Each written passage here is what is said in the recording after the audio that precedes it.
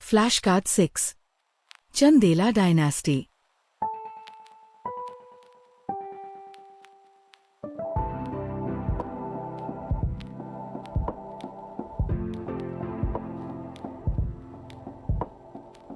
A powerful Rajput clan that ruled the Bundelkhand region of central India from the 9th to the 13th centuries.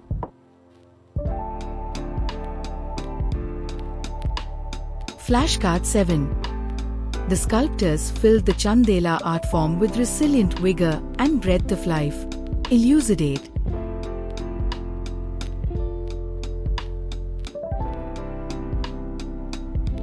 The Chandela art form, particularly the sculptures at Khajuraho in present-day Madhya Pradesh, is celebrated for its dynamic and lifelike quality. The sculptors were masters at imbuing their work with a sense of resilience, vigor, and the breadth of life through several key characteristics. Unlike static, rigid figures found in some other traditions, Chandela sculptures feature figures in incredibly dynamic and fluid poses. Dancers, celestial nymphs or apsaras, and warriors are captured mid-motion, their bodies twisting and bending with an energy that seems to defy the stone. The human and divine figures are not idealized or uniform. They are full-bodied, with soft curves and detailed anatomy that suggest both strength and sensuality. This focus on realistic, well-proportioned forms gives the sculptures a palpable vitality and a sense of robust health. The sculptures are not limited to religious themes. They depict a wide spectrum of life, including musicians, lovers, and common people engaged in daily activities. This inclusion of secular life, along with the detailed expression of human emotions, from love and joy to contemplation, adds a profound layer of realism and a celebration of human experience.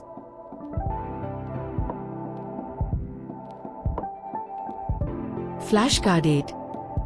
Climate change.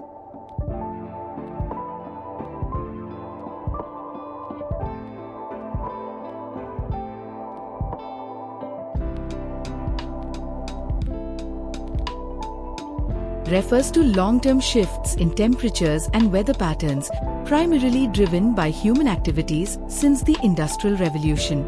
The main cause is the burning of fossil fuels, which releases greenhouse gases that trap heat in the atmosphere.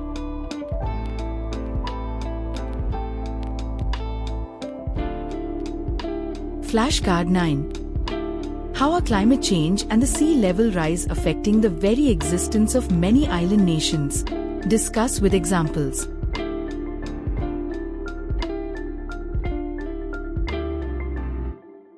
Climate change and rising sea levels pose an existential threat to many island nations, particularly low-lying atolls. This is due to a range of devastating impacts that threaten their land, resources, and very way of life. As sea levels rise, islands are being slowly submerged.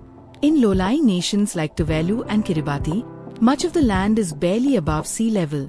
This leads to frequent flooding from high tides and storm surges, making land uninhabitable and forcing communities to relocate.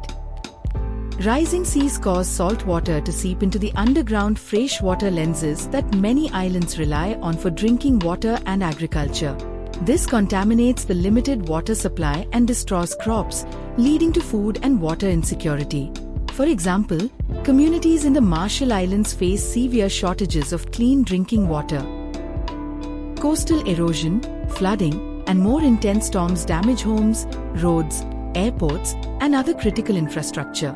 This severely impacts the economies of these nations, which are often dependent on tourism and fishing as coral reefs bleach and beaches erode. The Maldives, with its thriving tourism industry, is extremely vulnerable to these effects. Ultimately, as their islands become unlivable, entire populations may be forced to become climate refugees, losing not only their homes but also their cultural heritage and national sovereignty. Some nations, like Kiribati, have already purchased land in other countries to prepare for this possibility.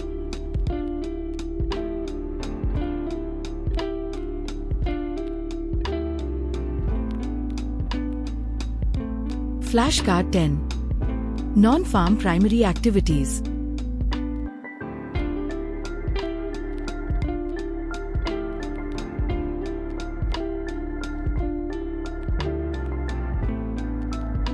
Economic activities that involve the extraction and collection of natural resources but are not directly related to agriculture. These activities, which are also part of the primary sector, include mining, fishing, quarrying, and forestry.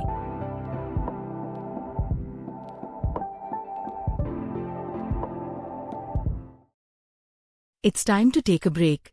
Relax, sip some water, take a short walk, or rewind to review the last 5 flashcards.